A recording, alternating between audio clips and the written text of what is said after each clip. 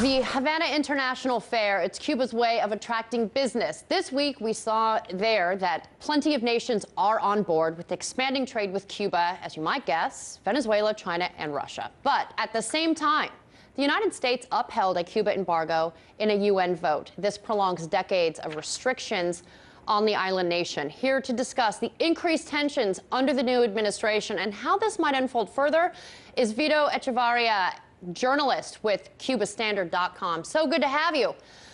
Look, we know this fair is about Cuba reaching out. It's great. It's a great publicity tool. Hey, look at us. This is what we've got. Come here. What sectors are pro-Cuba countries really looking to dip into right now? Well, I mean, you have the situation where you have a whole variety of sectors, of countries taking a look at Cuba. You know, it's really because of Obama. Obama's rapprochement really reintroduced Cuba to the investor class in the entire planet, basically.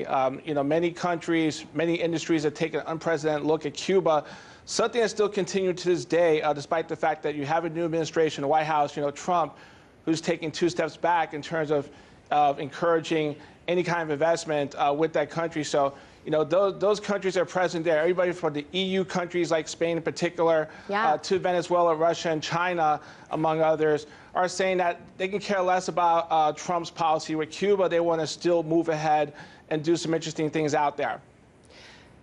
Everywhere these days, you've got to pivot toward Asia. There have been reports of Cuba looking to join China's Belt and Road Initiative. Huge project. What effect do you think this will have?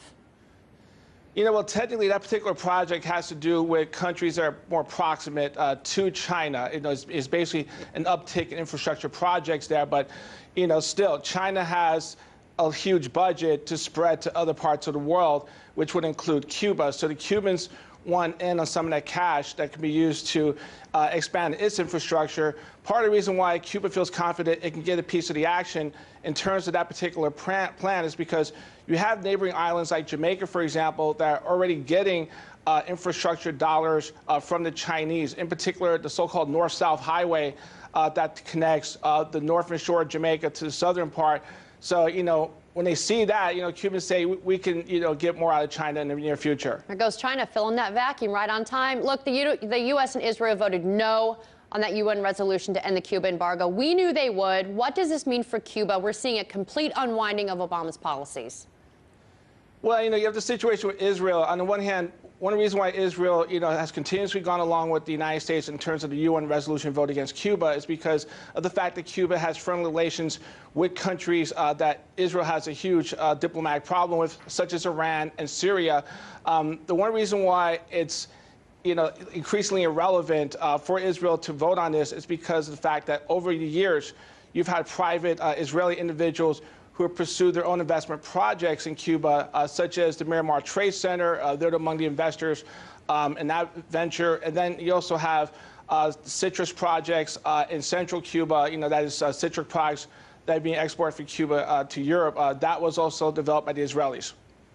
Well, let's talk about the Cuban Americans. They sent a lot of money home to support relatives in Cuba. Cuba's trying to make it easier for them to get back into that country, get better relations. Is this just a reaction?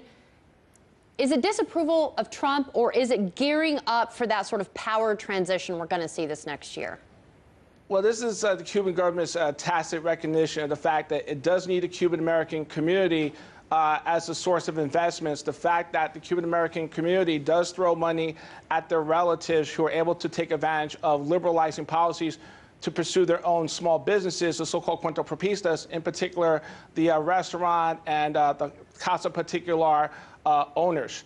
This is a situation still continuing, and obviously when Raul Castro steps down, Cuban-American investors will be needed more than ever to help the country move forward. Well, good luck, Cuba, because those Cuban Americans vote conservative, and they don't always like that government there, but hey, good try. Interesting to see this develop. Thank you so much for joining me. Vito Echevarria, journalist for CubaStandard.com. See you soon.